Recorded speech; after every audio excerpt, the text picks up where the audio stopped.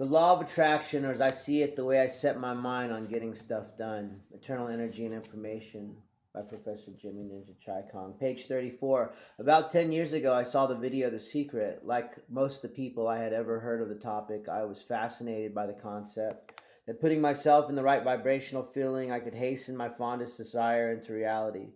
This was much easier said than done, yet I personally found that I was addressing in the beginning was a general negative outlook on the world.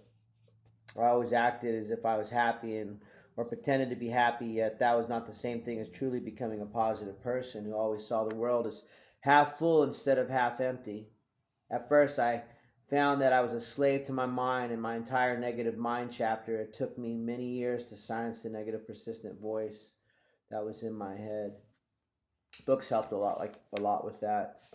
Most definitely, The Four Agreements by Don Miguel Ruiz. You are not your thoughts. In the movie Peaceful Warrior, a book by Dan Millman, the character Socrates tells Dan, an impatient, ego driven young man, you're not your thoughts, Dan. We are not the repetitive mind chatter that goes on all day in our head. We are so much more. We are eternal energy and information. How do we do these things? We will give you a clue, yet my intention is to go into more depth in my next chronicle. One technique that I will teach all of my students is the 10-second meditation. 1, I sit comfortably.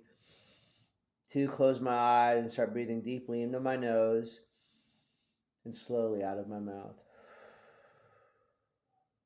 Put that on repeat for 10. And you just want to get focused on the sound of your breathing so you zone out for at least 10 seconds. The goal is to increase that from 10 to 30 to a minute to 10 minutes to an hour.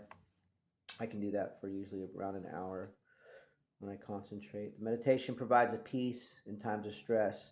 This is a meditation is the first tool in manifesting the right vibration or state of mind or being for attaining your goals.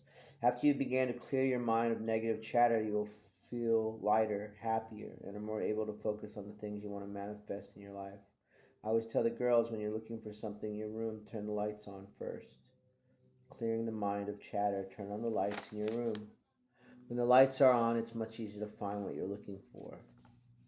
The right tool for the job. Since I was a child, I've always been amazed by the sound a guitar makes. I've owned crappy guitars, I've owned magical guitars. Having the right guitar can make all the difference on stage. And an in-tune guitar sounds like an angel choir. An out-of-tune guitar can ruin a show. When you wish to become an award-winning singer-songwriter, which I am, you have to have the right tools for the job. Do not accept to become a pianist and not own a piano. Your attraction or manifestation needs to have the right tools for the job. A fighter needs a good trainer. A businessman needs capital. Great idea. A pizza shop needs dough. A guide. When attracting an outcome, it is best to ask for or seek out a guide. A guide can come in many forms, and I cannot really tell you what your guide will be. The guide will manifest along your way, your journey in all natural way. Seek and ye shall find. There are guides every day that will point you in the right direction towards your goal. You only have to be willing to open your eyes and heart and hear them. Do not be concerned, for they will come from, or they will come. Just know with the certainty that they will. Last yet not least, courage. Courageous courage. Often you will feel you are at a loss. You will feel worry where this will come from and how you will get capital for your ideas. Yet if you move forward and have a knowing that all will come, it will. The courage to take a chance and experiment is all that is needed. The sun and what it might happen when you die. That's the next verse.